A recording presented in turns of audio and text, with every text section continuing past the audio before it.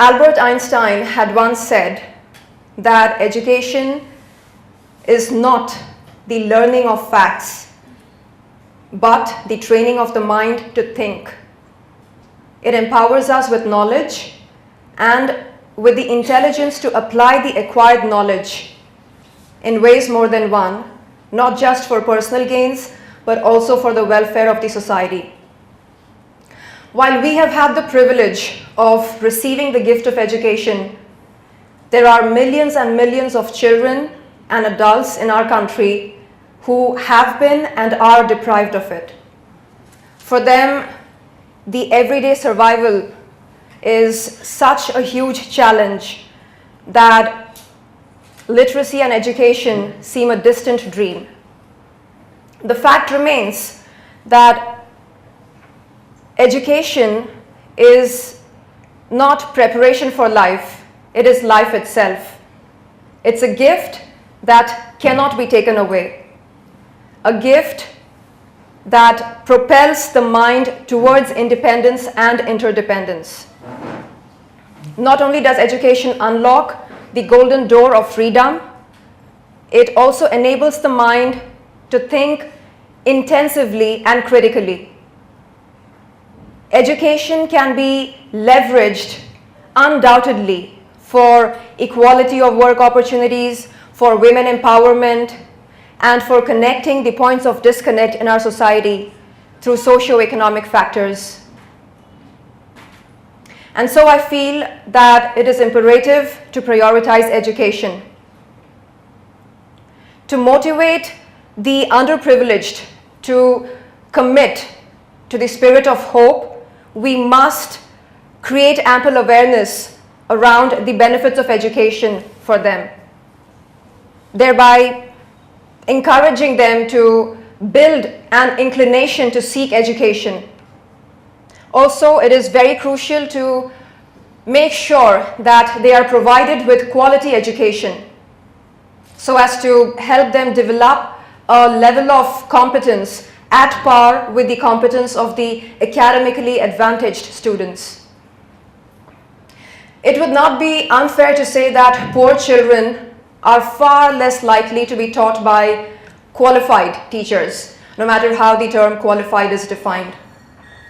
Statistics show that the qualified teacher shortages have been escalating and that we need to explore various types of incentive programs for recruiting and retaining qualified teachers.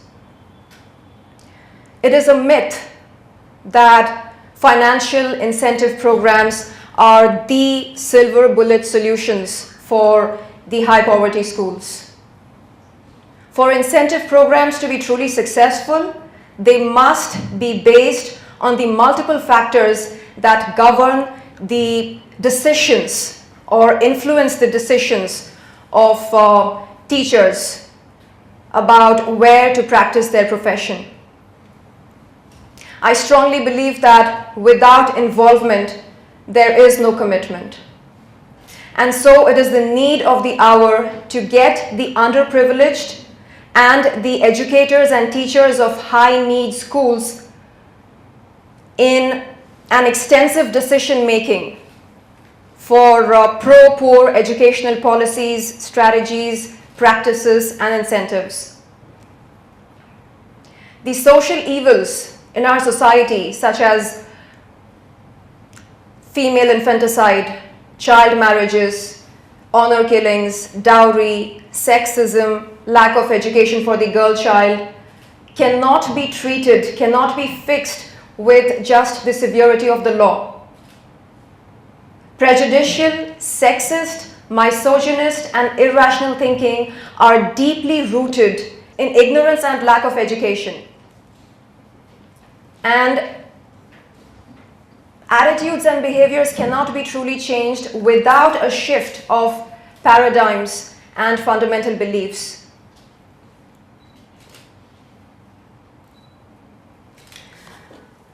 Australia, USA, Japan are countries with very, very high literacy rates as a result of which their citizens have a very high per capita income. One of the main reasons why India has not yet made it to the list of developed countries is because approximately more than 30% of its population lives below the line of poverty. Clearly, poverty has been India's primary concerns. One of the best ways to avoid being poor as an adult is to obtain education.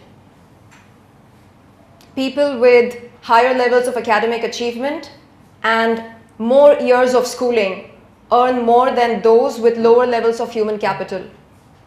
This is not surprising, as most economists believe that schooling makes people more productive and that wages are related to productivity. The mission of this campaign is to support and encourage every underprivileged Indian to become literate and to wipe out illiteracy from pan-India, latest by 2017. We have a goal in place. We now need to identify our roles so as to achieve the said goal. I urge that we engage in progressive interactions and discussions to analyze as to what best we could do to make valuable and voluntary contributions in terms of time, efforts, and funds towards the realization of our common dream, which is to make India illiteracy-free. Let us not forget that overcoming poverty is not a task of charity. No, it is an act of justice. And to uphold this act of justice, we must consciously prioritize education. That's my urge to you all and my humble request. Thank you so much for your time and attention.